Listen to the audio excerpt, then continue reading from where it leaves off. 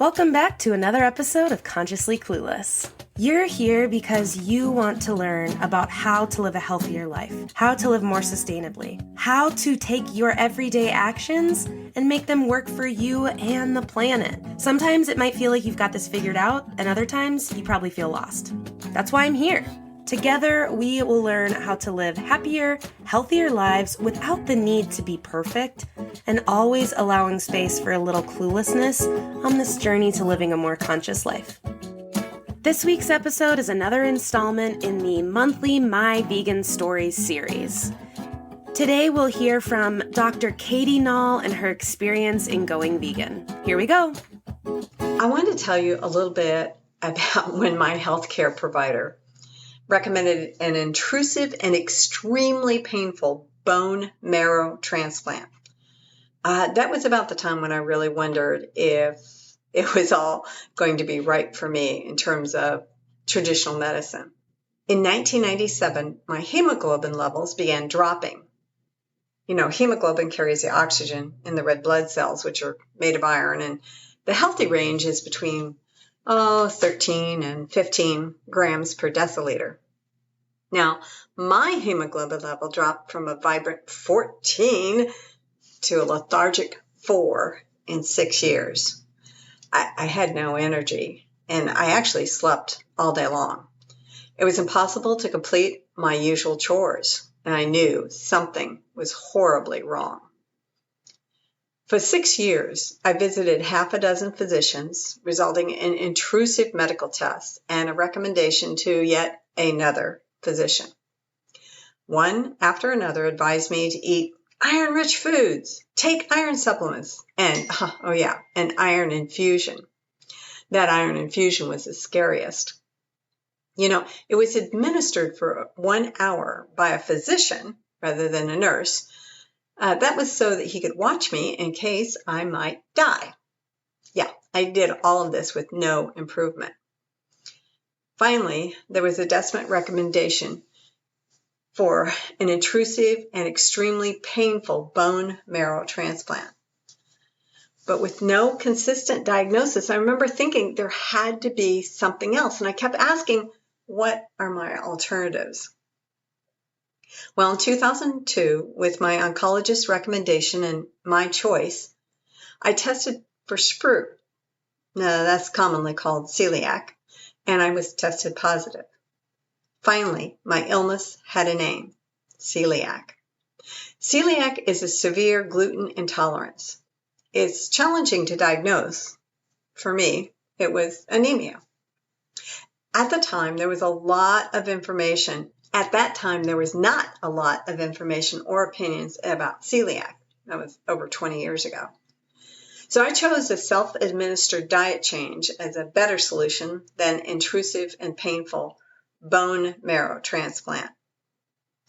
Now, I don't know if you know or not, but any change in hemoglobin level is supposed to take 3 months. My gluten-free diet raised my hemoglobin level to an energetic 13 in 1 week. That was the beginning of my diet change. Soon afterwards, I read Dr. Campbell's China study. And based on the information there, I saw that I could be healthy and stay healthy with a plant-based diet. I have been gluten-free and celiac for all this time, which makes me not a lot of fun to take out to eat. My family, however, has been very supportive, and a few of them have even modified their diets. After I read the book, I contacted Amazon and actually negotiated a little bit of a price break to buy 9 copies of the China study. I mailed one out to every one of my family, my kids, and my siblings to let them know that how important it was. I included a note saying I didn't know if they were going to read it or not, but I just felt like I would be not helpful. I would never forgive myself for not sharing that information. And now I follow a gentleman by the name of Anthony William, He also calls himself medical medium. And he has so many really tasty, really wonderful, really vibrant and fabulous recipes. Not that I cook, mind you, but there are some great recipes. Let me know if you have any other questions, and thank you so much for listening. Katie Nall. I'm at hello@drnall.com. That's HELLO@DRNALL.com.